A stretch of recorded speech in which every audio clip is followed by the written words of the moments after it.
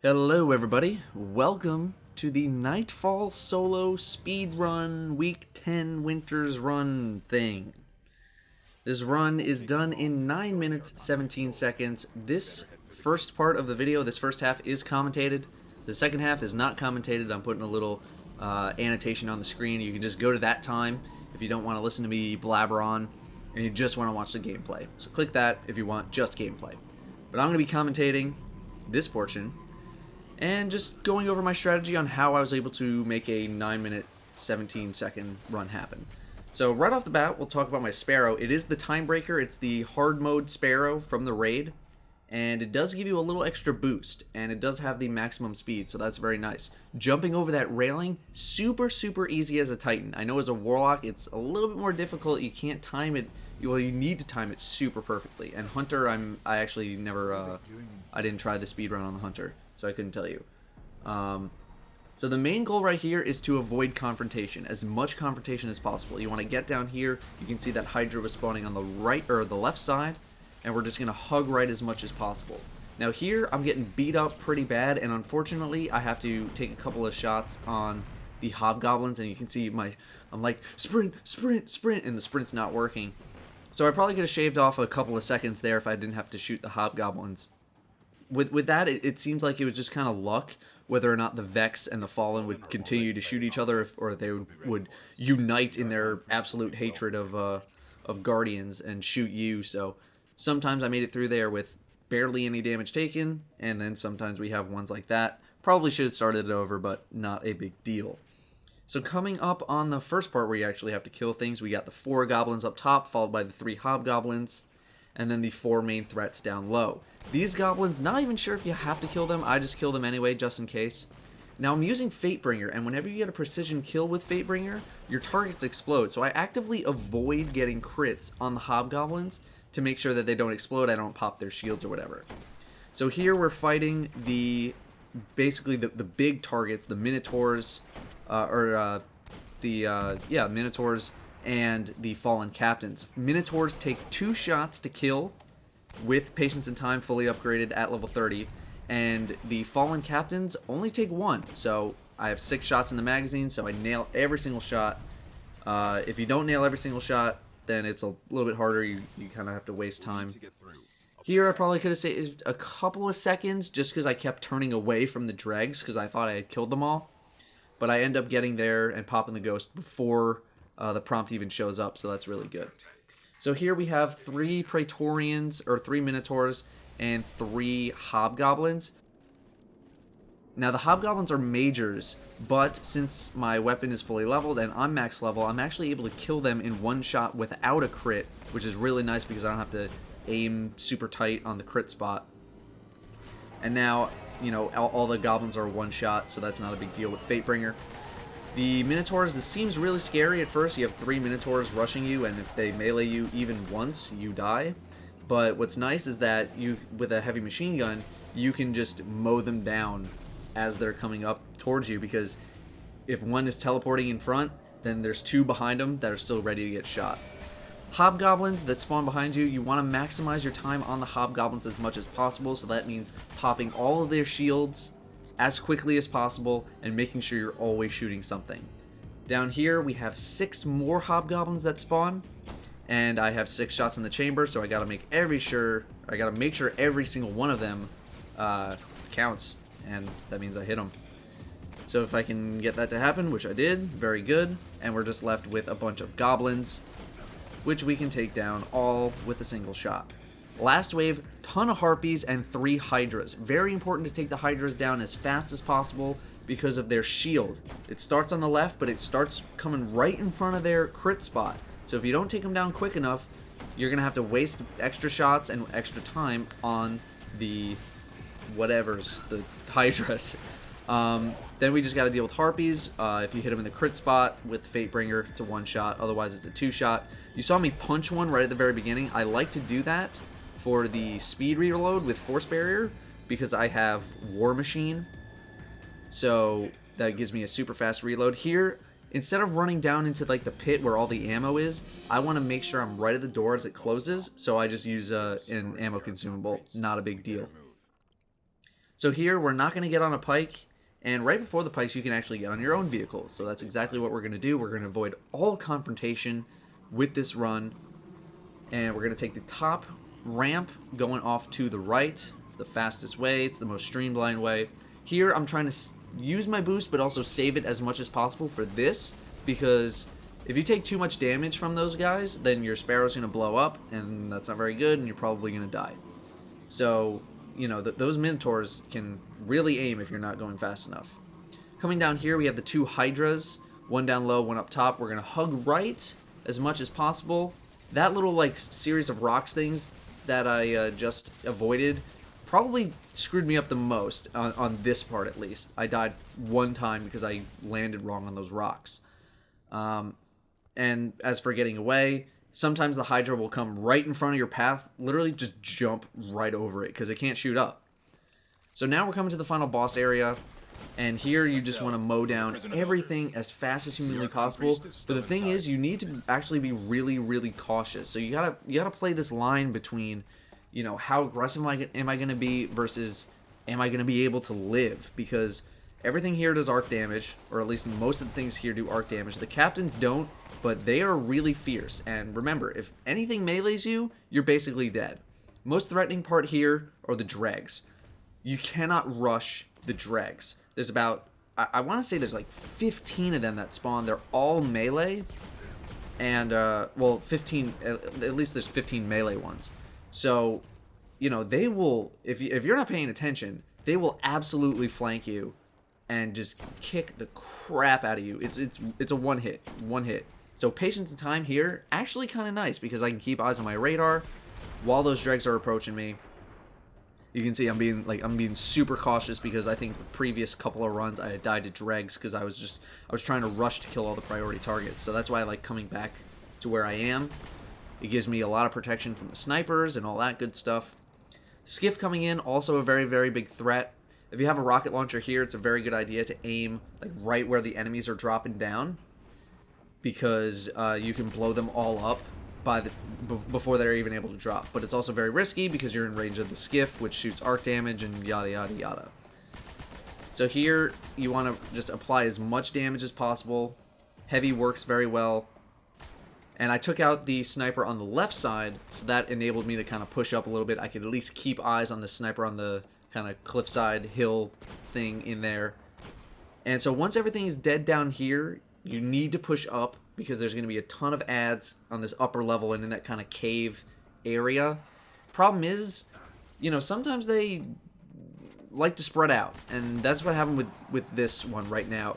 And, you know, I definitely died one time here just because I rushed up, and there ended up just being an arc of enemies around me. Not they do arc damage. God, I wasn't even thinking of that pun. But basically, I rushed it, and here I'm just once again playing the line between aggression and being defensive because it doesn't take much to kill you, especially if there's 2 enemies shooting on the opposite sides of you. So now it's time for the boss.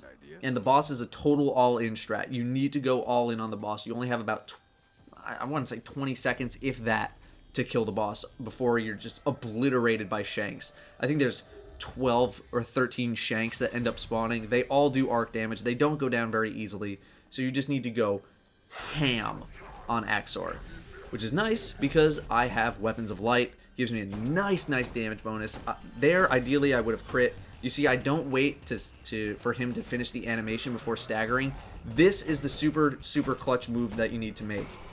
After that first series of shots, he's going to teleport right on you, and he's going to start sprinting at you hard. And you need to make sure you're fully reloaded with that sniper, and preferably hitting him in the head, so it gives you that proc of a flinch. So you flinch the boss.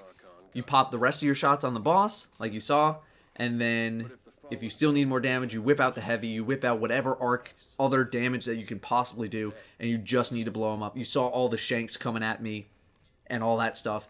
So super all-in strategy.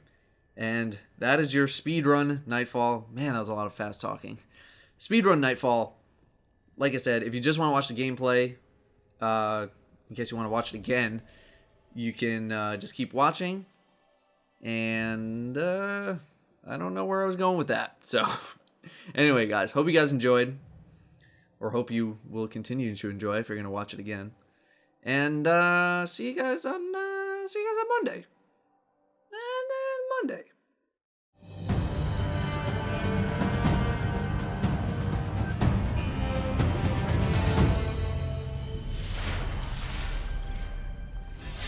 It won't take them long to restore the Archon Priest's soul.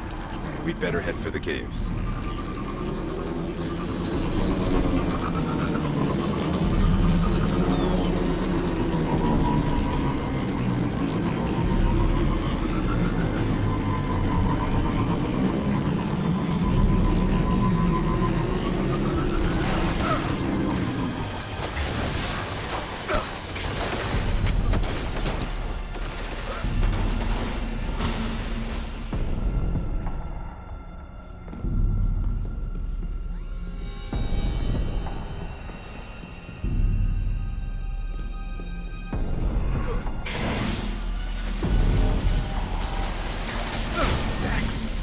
What are they doing in here?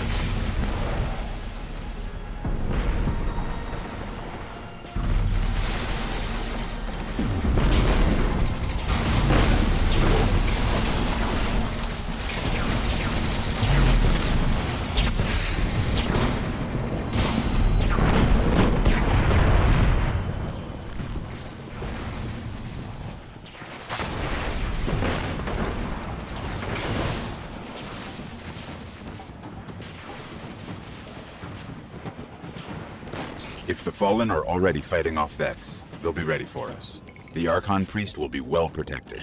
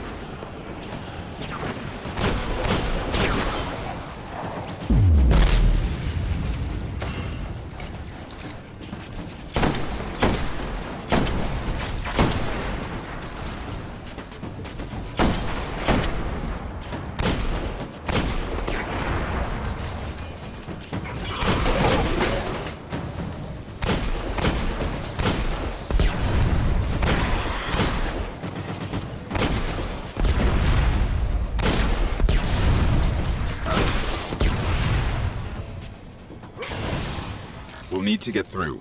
I'll check it out.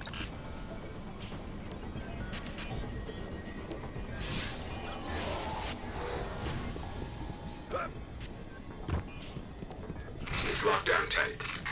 Just give me some time.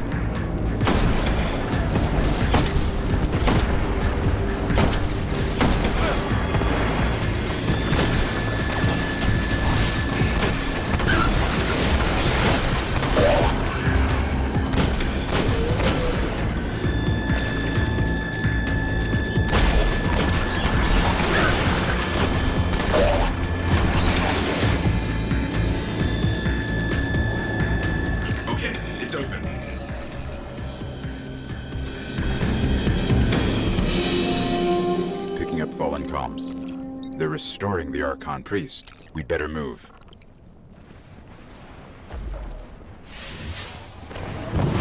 Think they'd mind if we take their pikes?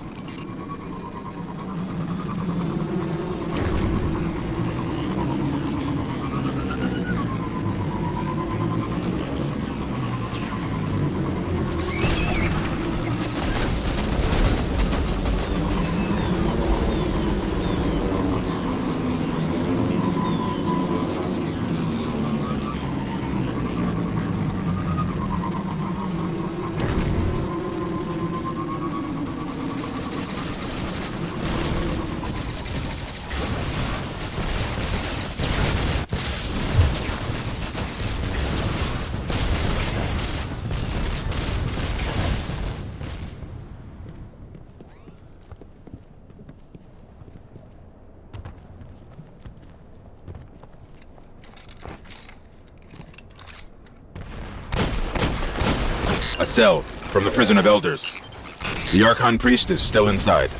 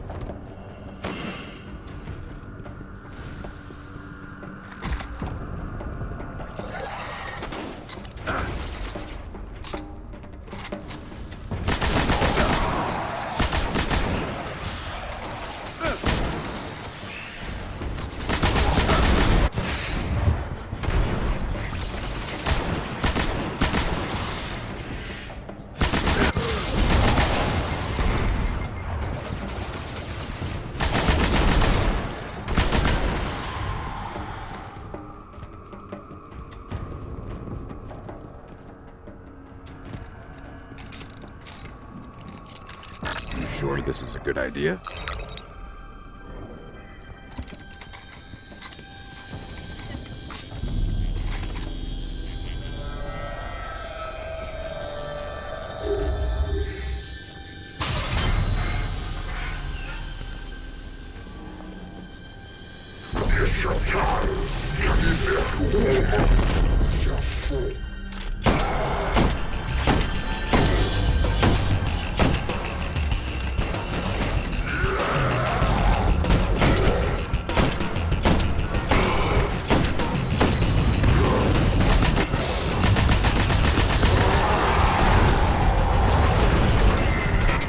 Better off in the Prison of Elders. I'll contact the Vanguard. Let them know the Archon Priest is dead. One more fallen Archon gone to dust. Good.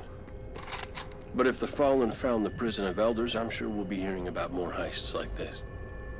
Today, we celebrate.